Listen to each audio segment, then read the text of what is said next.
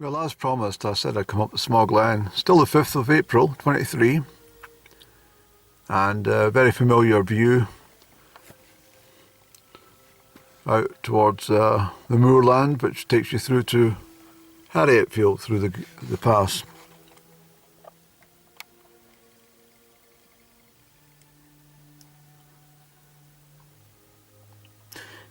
I drove through, there's some classical music on. I timed it perfectly. And for the last few miles, I was going to pull in at Corrymuckloch lay-by, but there was too much interference on the radio.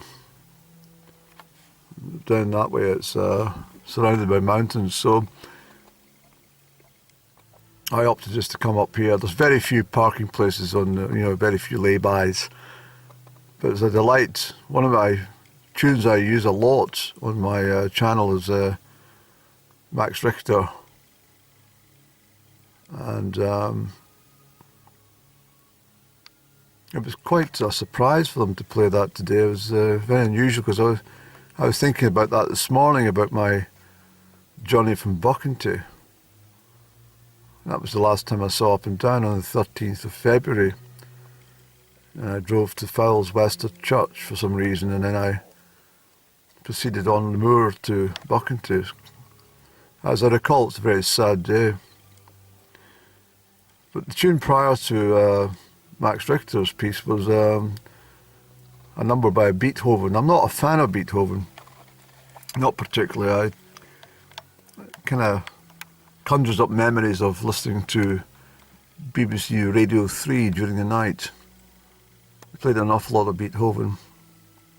I think it was to try and keep the listeners awake for an extra hour or two. But it's certainly good for insomnia. If they played some gentle pieces, Of course, previously mentioned that Up and Down's a big fan of Purcell, Henry Purcell.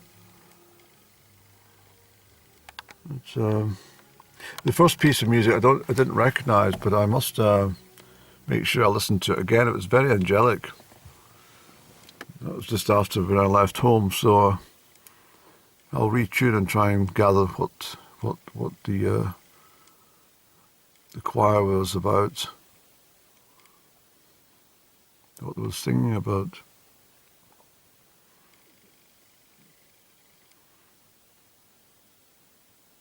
Probably ask you, well, you can't speak. You probably ask yourself, why does he keep coming up to Amulree?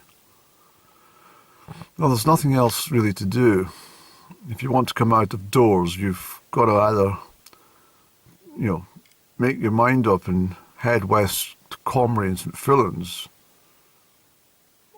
and there's nothing there. I mean, if you've been there thousands of times, there's nothing really new.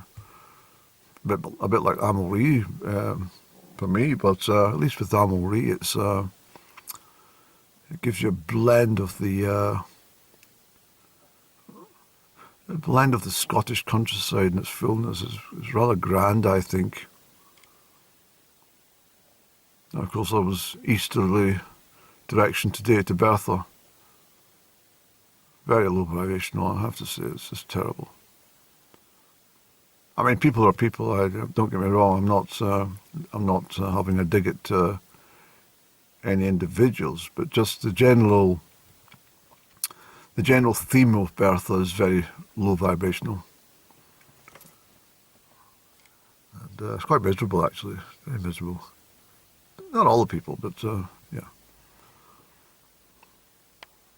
And if you travel south, there's nothing really travelling south either. So I much prefer coming to Amulree and Aberfeldy and almost to Glenlyon and Kinlochrannoch and stuff like that. But the road to Kinlochrannoch is, it's in a shocking state, to be honest. Really terrible. I think a lot of people who had gone out last weekend to try and look for that chap, what's his name, Reese Rogers or something, he disappeared. I have my own opinion about what happened to him. but I'm keeping hush. But there was hundreds of people went to join the search party last Saturday, I believe, and well, they would have known all about the situation trying to drive that horrid road.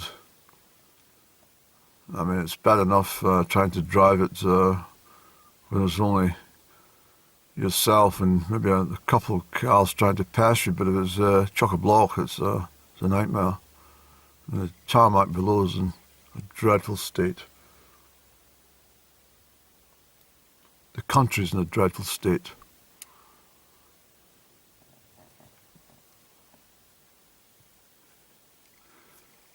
But I have packed up quite a bit since yesterday. I think I didn't take a bath in salt.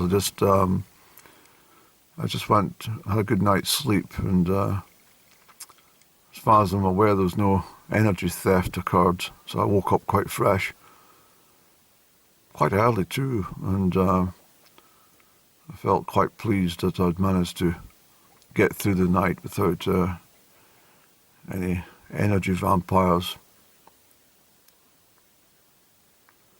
But for an odd reason, I was thinking of up and down. Just briefly today, I was thinking to myself, well, I mean, she shot herself in the foot in all respects, because I mean, she's a very silly girl. She's rather stubborn and a bit arrogant, in my opinion, at times as well. And so she made a choice, and I think she's probably regrets a lot of her choices now. And I'm certain I would have been there for emotional support and probably some financial support when she needed it. But she chose the other path, and she decided that our fake friends were much more important than a true friend who genuinely loved and cared for her. And she knows that. I know that. She definitely knows it. And she must be filled with terrible regret. But can't change it now. Can't change it. So it's all very quiet here today. It's very, very placid. I don't think it'll be like this at the weekend. I think this will be a busy highway with Easter day trippers and stuff all zooming around on their motorbikes and the caravanettes and stuff like that. I mean, people have got to kind of remember that, as I say often, every day is requires their attention, especially in the spring, because we only have a few weeks till the middle of June, or to the summer solstice. It's not really a terribly long time when you chop it up. And remember, when it gets to the third week of June, it's already the darkness starts to creep in, and by July there is a noticeable difference in the light in July, and again in August. So you have to be very careful about how you spend your time in the spring.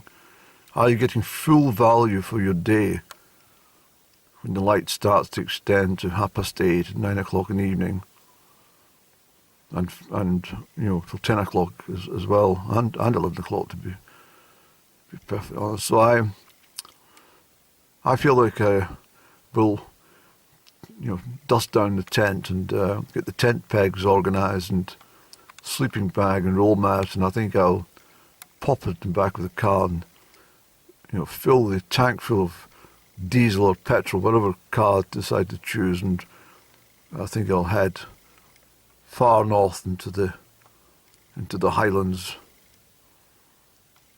and stop off for lunch occasionally, and I'll take my mobile phone and camera here into a charge point in some establishment while I'm having lunch.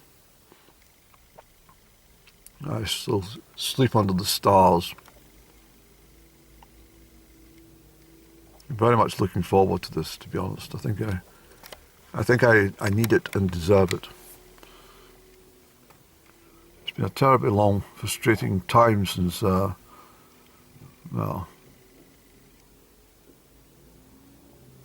been a lot of unnecessary anxiety and stress attached to up and down's actions, and I find it's very draining, and I'm trying to shake off the whole affair now and live my life to its fullness.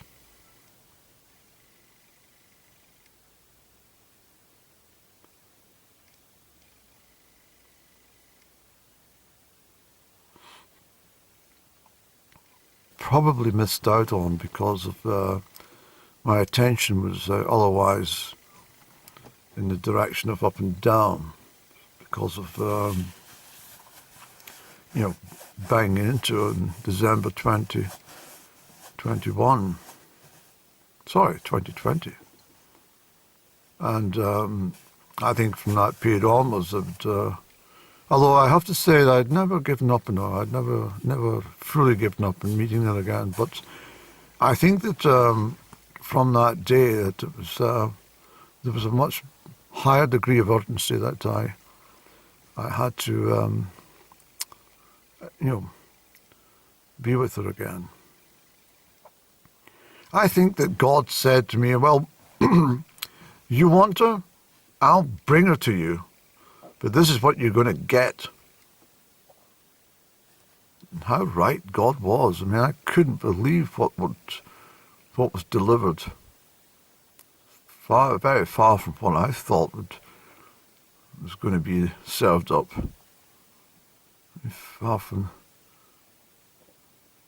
I'm still in shock. I think I got post-traumatic stress disorder as a result of everything that happened and what I had to witness and put up with.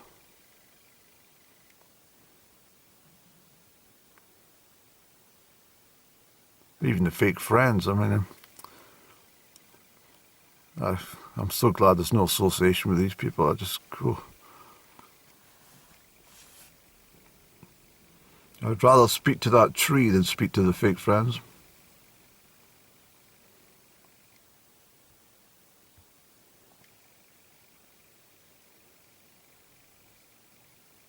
She's a bit fake herself, actually, when I think about it. She's not true to herself. How can you be true to yourself when you live your life like that? You're not fulfilling anything. It's a total falsehood, and it's very spiteful. Not spiteful to me. Well, she has been spiteful to me, but what I mean is very spiteful to the, to have given such a good start in life and throw it away for her.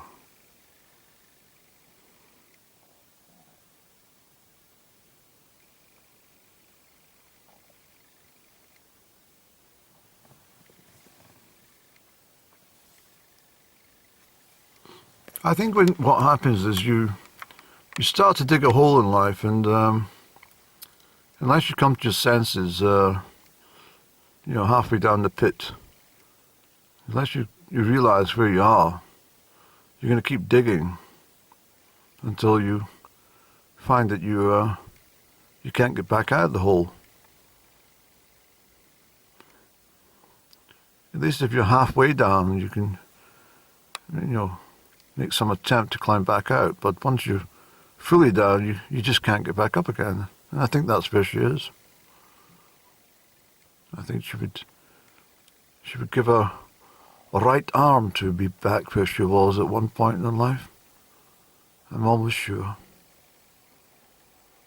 And certainly I would have tried to have helped her last year to be there. She knows that. She fully knows that I would have fully supported her in her recovery and her ability to climb back out of the gutter, but she chose the easy way out, the coward's way out, and listened to the fake friends with their fake advice. And they kept her there for their own purposes. And I think that's probably the most damning part of the whole affair.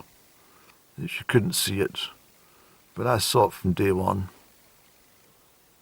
I don't like to say everything that I know, and she'd be quite surprised just how much I do know.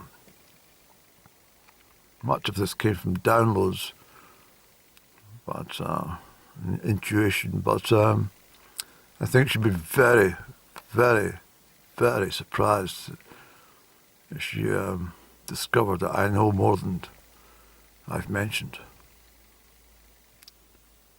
She would be, how on earth does he know this stuff?